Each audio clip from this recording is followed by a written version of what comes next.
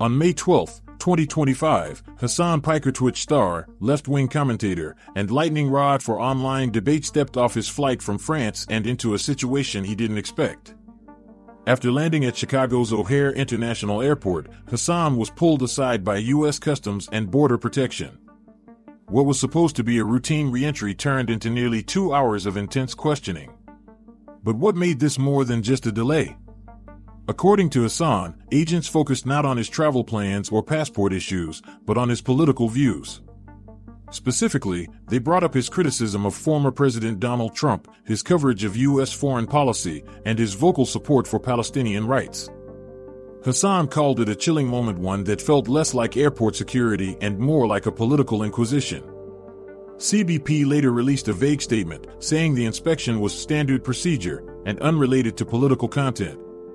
But that didn't calm the storm. Because to Hasan and many of his viewers, this wasn't about national security. It was about silencing dissent. As news of the detention spread, so did the outrage.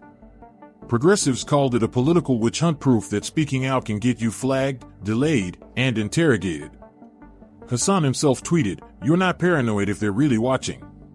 Civil liberties groups like the ACLU weighed in, warning that increased surveillance and border interrogations are disproportionately targeting political activists, journalists, and social media influencers. But critics pushed back. Some accused Hasan of exaggerating. Others claimed the experience wasn't unique, that countless Americans, regardless of ideology, face questioning at international borders. Still, what made this different was the subject matter. Because when CBP agents reportedly asked Hasan why he had so many strong opinions about the U.S. government, it stopped sounding like airport protocol and started sounding like a political litmus test. This wasn't just about one streamer. It was a warning shot to anyone who thinks their platform makes them immune. This isn't the first time free speech has clashed with federal authority at U.S. borders. In recent years, multiple journalists, activists, and public figures have reported being stopped and questioned based on their political opinions. Some were forced to hand over phones, others were asked about tweets. A few were even denied entry altogether. Hasan's situation wasn't isolated. In 2019, documentary filmmaker and journalist Abbas Alizadeh was detained for 6 hours at JFK. They asked him about his reporting on the war in Afghanistan. In 2020, Palestinian-American activist Linda Sarsour reported being flagged and interrogated about her criticism of Israeli policy. This is the backdrop to Hasan's claims.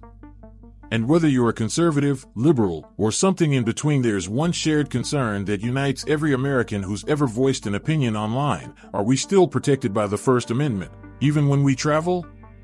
Hasan's detention has reignited that question. And it's forcing some uncomfortable conversations about where freedom ends and government overreach begins. Hasan didn't wait to go live. The moment he got home, he fired up his stream, visibly rattled and frustrated. The chat was packed. Tens of thousands of viewers tuned in.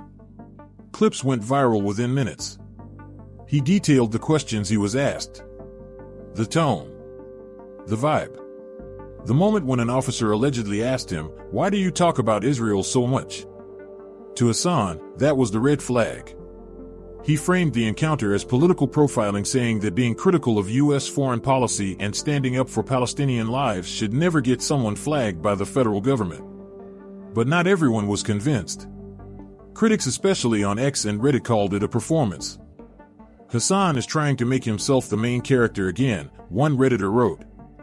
Others claimed it was just an ego trip or a publicity stunt to stir outrage and get views.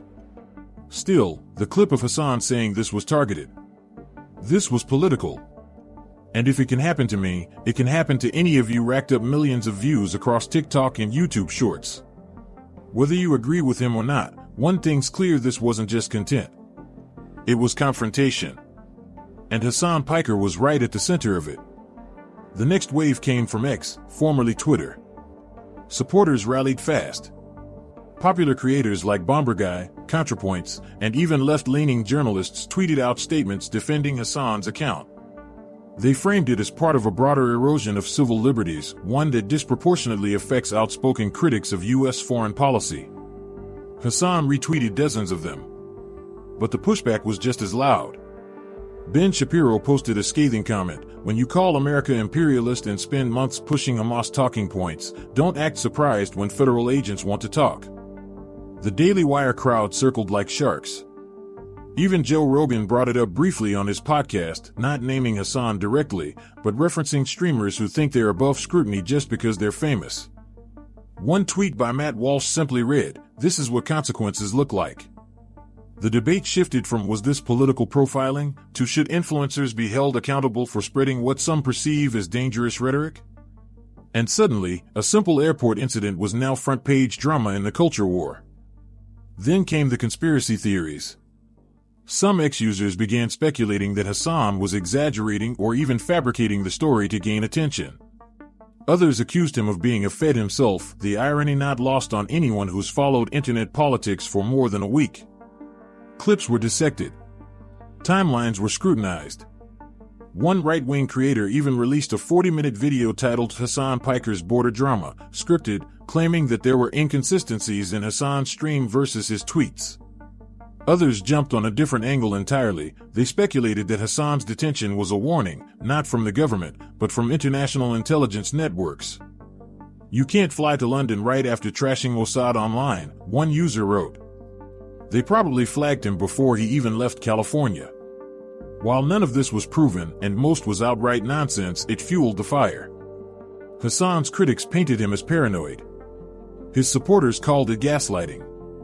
And the internet did what it always does: it took a real story and drowned it in noise.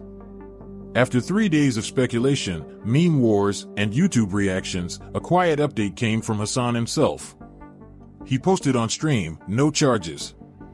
No further questioning. They just let me go. Said they had some questions for the record and that I was free to continue traveling. No formal apology. No official reason given. Just silence." The TSA declined to comment. CBP told reporters they do not comment on individual traveler experiences. Homeland Security gave the usual vague boilerplate about ensuring national safety. In other words, the government wasn't confirming anything. But it wasn't denying it either. The lack of clarity only made things worse. Left-wing media ran with it as a case of targeted intimidation. Right-wing commentators said the absence of charges proved that Hasan was blowing the whole thing out of proportion. Meanwhile, Hasan's Twitch viewership spiked, a reminder that, intentional or not, controversy still converts. He gained over 40,000 new followers within 48 hours. By the following week, Hasan was back to streaming like normal's gameplay, react content, political news. Business as usual. But something had shifted. He became noticeably more cautious when discussing international topics. His tone, once fiery and unfiltered, took on a more measured, lawyer-approved vibe. "I'm not saying they're watching everything," he said in one stream, "but let's just say, I'm not gonna make their job easier." And that brings us to the bigger issue: was Hasan detained because of who he is, or what he says? That question still hasn't been answered.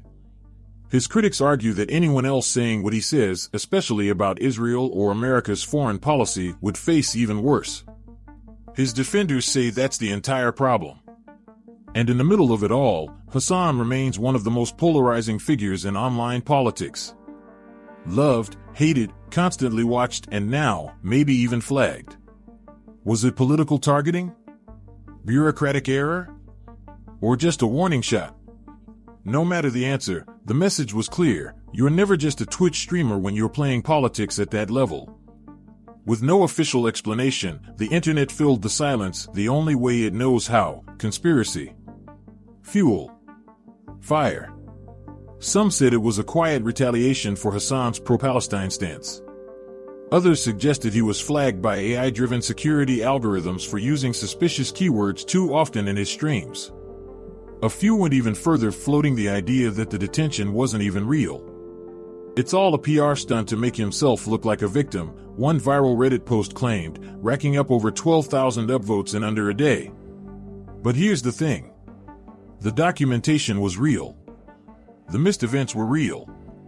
Even independent journalists confirmed that Hasan's name showed up on a hold and questioned list circulated internally to CBP agents.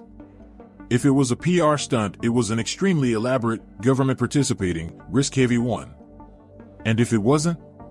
Then we're talking about a streamer, a guy who used to commentate over Among Us matches, suddenly being treated like a national security risk.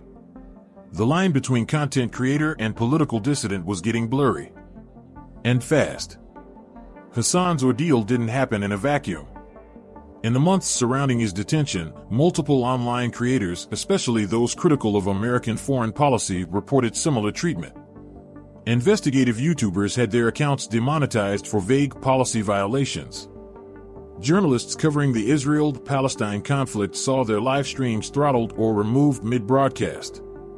Even Instagram and TikTok creators faced suspensions for sharing footage from Gaza or commenting on military operations. A pattern was forming. And Hasan Piker was just the loudest example. Was this the new norm for dissenting voices? The government wasn't saying anything. Social platforms deflected blame to automated moderation. And audiences were left wondering if speaking truth to power now came with a TSA side quest. Hasan, meanwhile, kept going.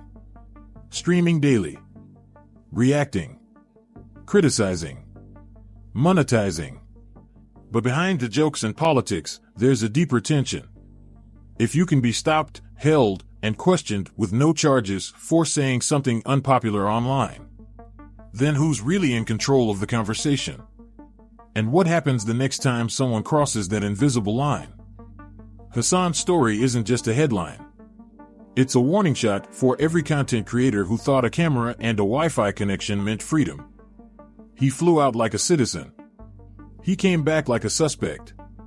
No charges. No reason. No apology.